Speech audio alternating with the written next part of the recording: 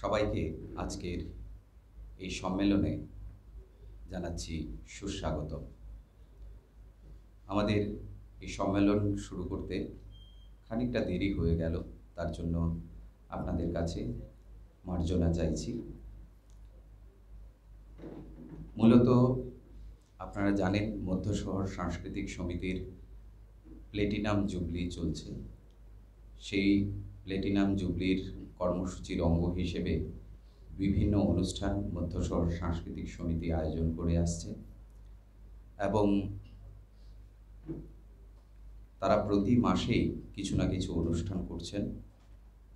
সেই সূত্র ধরেই মধ্য শহর সাংস্কৃতিক সমিতির যিনি সাধারণ সম্পাদক অজয় চক্রবর্তী মহাশয়, তিনি আমাকে একটি প্রস্তাব দেন যে নাট্য বিষয়ক কিছু যদি আয়োজন করা যায়। তারপর তার এই প্রস্তাব গ্রহণ করে আমি পাল্টা প্রস্তাব হিসেবে যুব নাট্য সম্মেলনের কথা বলি এবং বলতে দ্বিধা নেই, এই যুব নাট্য সম্মেলন আয়োজন করতে মধ্য শহর সাংস্কৃতিক সমিতি কিংবা সমিতির সাধারণ সম্পাদক অজয় চক্রবর্তী মহাশয় আমাকে রীতিমতো খোলা হাত দিয়েছেন, মানে ফ্রি হ্যান্ড দিয়েছেন। আমি নিজের মতো করে ব্যাপারটাকে সাজাতে পেরেছি এবং এই সাজাতে গিয়ে বিভিন্ন সিনিয়র নাট্যকর্মী আমাকে প্রচুর সহযোগিতা করেছেন। আমি ইচ্ছে করেই নামগুলো আর উচ্চারণ করছি না এবং সবার সহযোগিতায় আজকের এই সম্মেলন আয়োজন করা হলো। তবে এই সম্মেলন আয়োজন নিয়ে খুবই উচ্ছ্বসিত ছিলেন, খুবই এক্সাইটেড ছিলেন অজয় চক্রবর্তী মহাশয়, কিন্তু কাল দুপুরেই তার একটা বাইক দুর্ঘটনা হয়ে যায়। তিনি চোট পান এবং এখন হাসপাতালে অ্যাডমিট রয়েছেন। ফলে এই আয়োজনে সকাল থেকে আমাদের কিছুটা অসুবিধার সৃষ্টি করেছে, কিন্তু তিনি হসপিটাল থেকেও ফোনে আমার সঙ্গে যোগাযোগ করে কিভাবে ব্যাপারটা সুচারুভাবে করা যায় সেটা তিনি কোঅর্ডিনেট করেছেন। আর আজকে তার হেলথ আপডেট, তিনি অনেকটাই সুস্থ বোধ করছেন, এটা আমাদের জন্য খুবই স্বস্তির খবর। তবে আজকে তাকে এই আয়োজনে পেলে খুবই ভালো লাগতো, কারণ নিজের হাতে, খুব এত বয়সেও নিজের হাতে এই আয়োজনটাকে তিনি সাজানোর চেষ্টা করেছিলেন, সাজিয়েছেন গতকাল দুপুর অবধি। যাই হোক, প্রত্যেকটা অনুষ্ঠান বা আয়োজনের একটা উদ্দেশ্য থাকে, কিছু প্রাসঙ্গিকতা থাকে।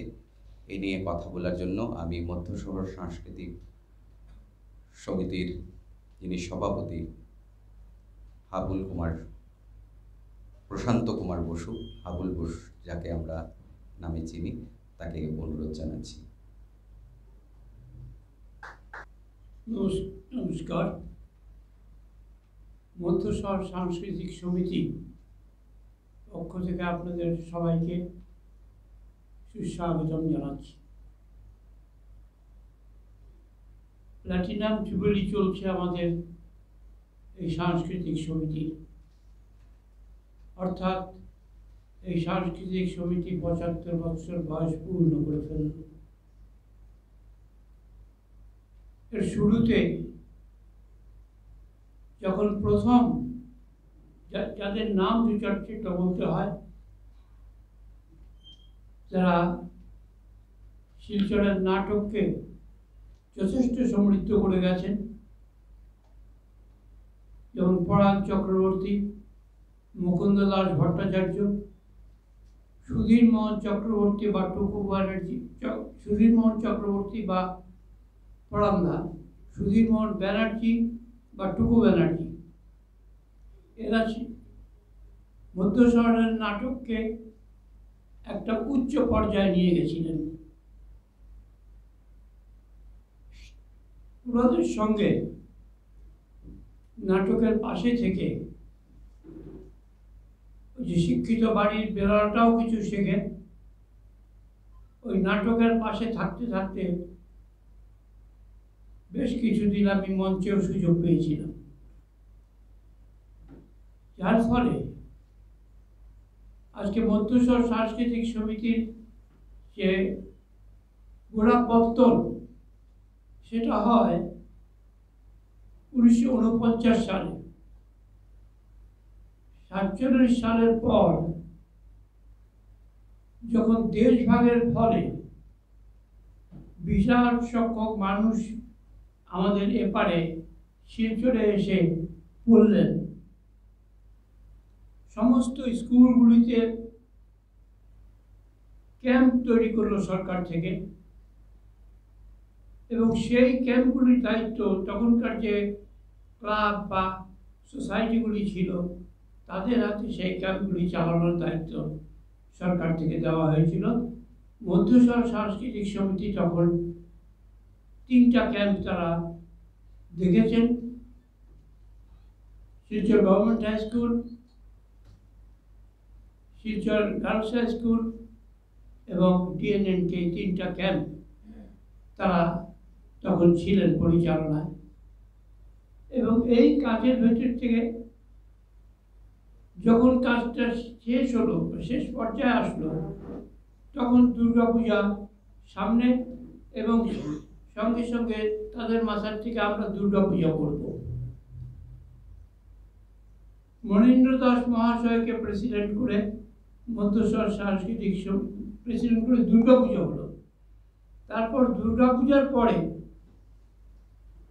সাংস্কৃতিক মানুষরা আমরা সাংস্কৃতিক অনুষ্ঠান করব বলে, নাটক করব বলে তারা নাটক মঞ্চস্থ করেছিলেন।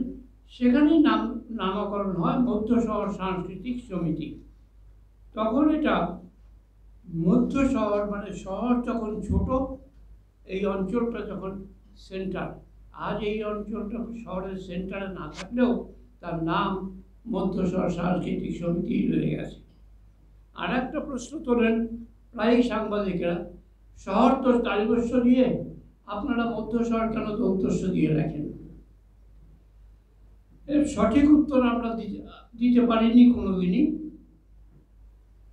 তবে যেটা আমরা আন্দাজে বলি যে হয়তো তখন শহর দন্তস্য দিয়ে লেখা হতো, অথবা এই শহর যেটা চলছে, যেটা ভুলবশত যদি লিখে থাকেন, সেই ভুলটাকেই আমরা কন্টিনিউ করে যাচ্ছি মধ্যশহর সাংস্কৃতিক সমিতি।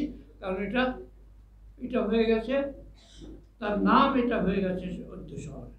যাই হোক, আপনারা এখানে এসছেন, আজকে মধ্যশহরের নাটকের সেই অবস্থা আর নেই, সেই রমরমা অবস্থা নেই। এমনকি নাটকে আমরা নিজেদের তরফ থেকে কিছু করতেও পারছি না বেশ কিছুদিন থেকেই। আমাদের একসময় যখন নাটকগুলি খুব ভালো ইয়েতে ছিল, তখন আমাদের রিহার্সেলের কোনো জায়গা ছিল না। এর বাড়ি, তার বাড়ি, ওর উঠোন, ওই অফিস, সেই সমস্ত জায়গায় রিহার্সেল দিয়ে ভালো ভালো নাটক হয়েছে। আজ গত 20 বছরের মতন আমরা একটু একটু করে একটা ভবন তৈরি করেছি, ঠিকানা তৈরি হয়েছে আমাদের, কিন্তু ঠিকানায় আমরা নাটকের যে পরিবেশ সেটা এখনো গড়ে তুলতে পারিনি। খেলাধুলায় আছি, সোশ্যাল ওয়ার্ক আমাদের সামান্য হলেও কিছু আছে। আর দুর্গাপূজা যে আর একটা অংশ ছিল, সেই দুর্গাপূজাতে আমরা পূজা যে একটা অংশ সেটা আমরা করে যাচ্ছি। কিন্তু যাই হোক, নাটককে আবার উজ্জীবিত করার জন্য, সঞ্জীবিত করার জন্য আজকে আপনাদের এই তরুণ মুখদের যে সমাগম এখানে হয়েছে, তাতে আমি আবার নতুন করে উৎসাহ নিয়ে এখান থেকে যাচ্ছি। কারণ একটা সময়ে ধরেন রূপম যিনি তৈরি করেছিলেন, নরেশ পাল, বা তার পাশেই অমিয় নাগ, এরা নাটকের একেবারে মঞ্চে উঠে তারা একজন আর একজনকে কী করে ডাউন করব সেই কম্পিটিশনে লেগে যাবে। মানে ওরা মঞ্চকে নিজেদের ইয়ের মতো করে ওখানে সৃষ্টি করতেন, এবং মঞ্চের মধ্যে তাদের মধ্যে একটা বাদানুবাদ চলত। এই যারা, তাদের মধ্যে একটা আক্ষেপ দেখেছি, নতুনরা আসছে না। সে কথাটা কিছুদিন আবার গেছি আমরা, কিন্তু আজ সত্যি মনে হচ্ছে যে শিলচরের নাটক আবার সমৃদ্ধ হবে, আবার উজ্জীবিত প্রাণ নিয়ে শিলচরের নাটক প্রতিষ্ঠিত হবে। যাই হোক, আমরা সেই জন্যই এই তরুণ মুখের কাছে থেকে উৎসাহিত হবার জন্যই আমরা আজকের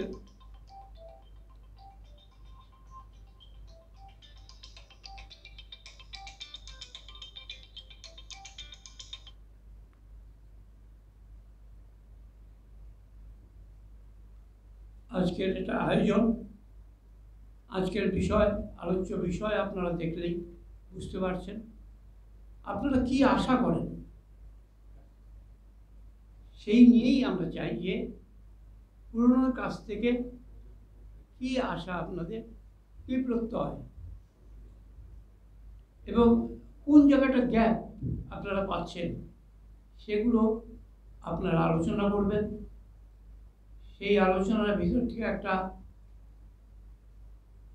নতুন দিশা তৈরি হবে, যেই পথে আবার শিলচরের নাটক হাঁটবে।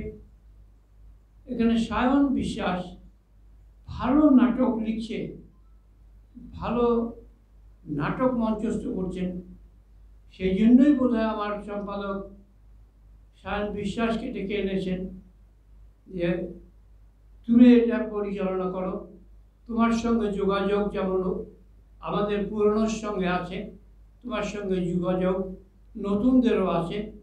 সুতরাং এই মধ্য পথে যিনি আছেন সেই সায়ন বিশ্বাসকে আমরা ডেকেছি। আমাদের এই ডাকে সাড়া দিয়ে সায়ন যে আয়োজন করেছেন আমরা কৃতজ্ঞতা জানাই। আমাদের এখানে এই অনুষ্ঠানটাকে সুন্দর, স্বচ্ছ এবং প্রাণবন্ত করে যারা বিভিন্ন জায়গা থেকে এসছেন, আমি শুনেছি পাথারকান্দি, হাইলাকান্দি, করিমগঞ্জের নাটকে যারা বিভিন্ন জায়গায় অংশগ্রহণ, সেই তরুণ তারাও এসছেন। আসুন, আপনাদের আমাদের সকলের মিলনের ভিতর দিয়ে